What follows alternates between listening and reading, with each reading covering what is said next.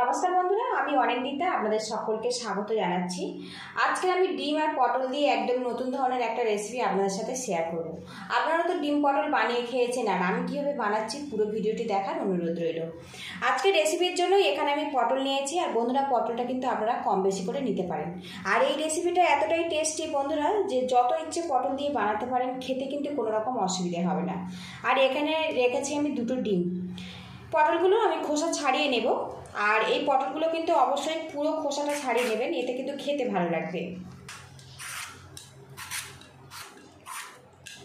আপনারা যদি পছন্দ করেন তো পটলের খোসাটা কিন্তু রেখে দেবেন, কিন্তু আমি পটলের খোসাটা পুরোপুরি বাদ দিয়ে এই রেসিপিটা বাড়িতে ট্রাই করেছি, খেতে কিন্তু বেশি ভালো হয়েছে।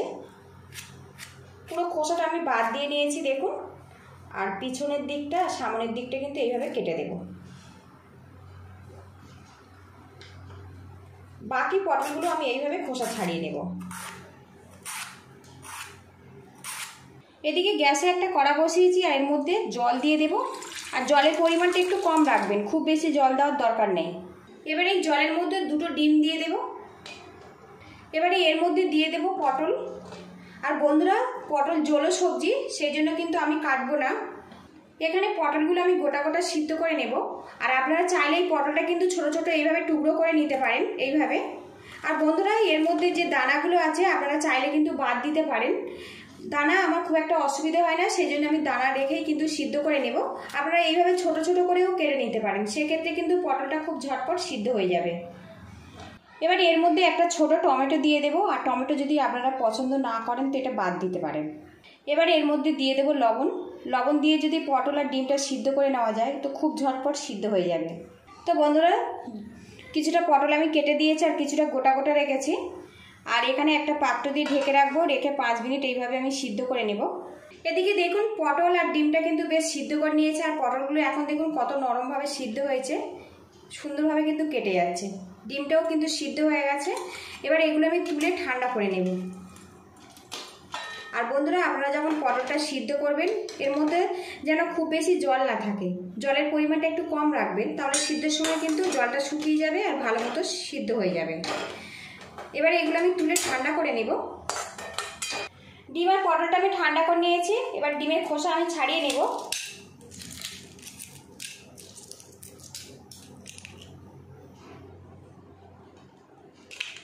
এখানে আমি একটা মিক্সিং জার নিয়েছি, জারের মধ্যে 3টে কাঁচা লঙ্কা দিয়ে দেব। ঝালটা কিন্তু আপনারা স্বাদ মতো দেবেন, আর একটু সাইজে এরকমভাবে ছোট ছোট করে দেব।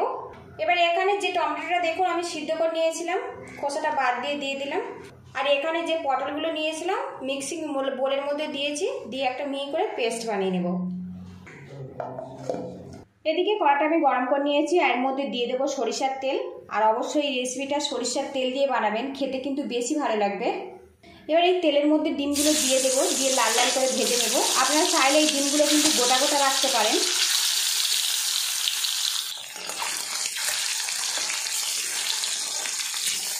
আর এইভাবে যদি ডিমটা কেটে রান্না করা যায় তাহলে কিন্তু এই রেসিপিটা খেতে বেশি ভালো লাগে। এদিকে দেখুন ডিমগুলো আমি লাল লাল করে ভেজে নিয়েছি, এবার এগুলো আমি তুলে নেব। খুব বেশি ভাজলে কিন্তু আবার শক্ত হয়ে যাবে, খেতে ভালো লাগবে না। এবারে এর মধ্যে সামান্য পরিমাণে গোটা জিরে দিয়ে দেব। এবারে এর মধ্যে দিয়ে দেব পেঁয়াজ কুচি। এবার পেঁয়াজটা আমি লাল লাল করে ভেজে নেব। আর বন্ধুরা আপনারা যদি গোটা শুকনো লঙ্কা পছন্দ করেন তো এই তেলের মধ্যে অল্প ফোড়ন হিসেবে দিতে পারেন। আমি এখানে কাঁচা লঙ্কা বেশি ব্যবহার করব, সেই জন্য শুকনো লঙ্কাটা দিলাম না। নাড়াচাড়া করে পেঁয়াজটা লাল লাল করে ভেজে নেব। এদিকে দেখুন পেঁয়াজটা কিন্তু বেশ লাল লাল হয়ে গেছে। এবারে এর মধ্যে দিয়ে দেবো 2 চামচ রসুন থেঁতা। এখানে আমি রসুনটা থেঁতে ব্যবহার করেছি, আপনারা চাইলে কিন্তু কুচিয়েও ব্যবহার করতে পারেন, তবে রসুনটা একটুখানি গোটা গোটা রাখবেন, খেতে ভালো লাগবে। রসুনটা কিছুক্ষণ ভাজা ভাজা করে নেব।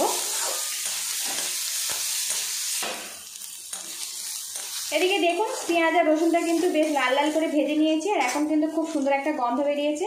এবারে এর মধ্যে দিয়ে দেবো পটল আর টমেটো পেস্ট। এবারে এর মধ্যে দিয়ে দেবো সামান্য পরিমাণে হলুদের গুঁড়ো, দিয়ে দেবো সামান্য পরিমাণে ঝাল লঙ্কার গুঁড়ো, 1 চামচ পরিমাণে চিনি, আর অবশ্যই একটু চিনি অ্যাড করবেন, এতে কিন্তু স্বাদের ব্যালেন্সটা পারফেক্টভাবে রেডি হবে। দিয়ে দেবো স্বাদ মতো লবণ। পটল সিদ্ধর সময় আমি যেহেতু লবণ ব্যবহার করেছিলাম, লবণটা কিন্তু এখানে বুঝে দিতে হবে।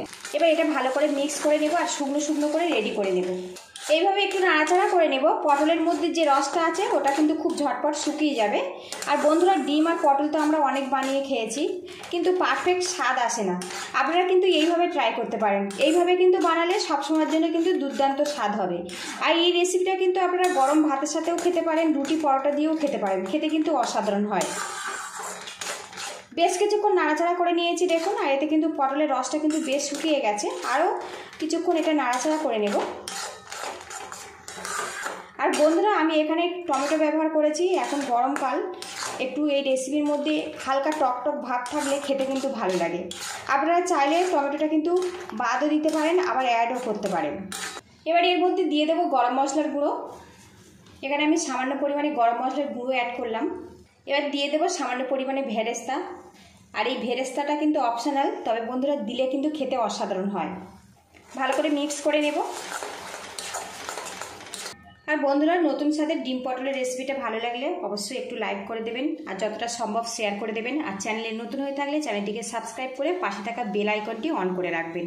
নিত্য নতুন রান্নার রেসিপি ভিডিওগুলো খুব সহজে আপনার কাছে চলে যাবে।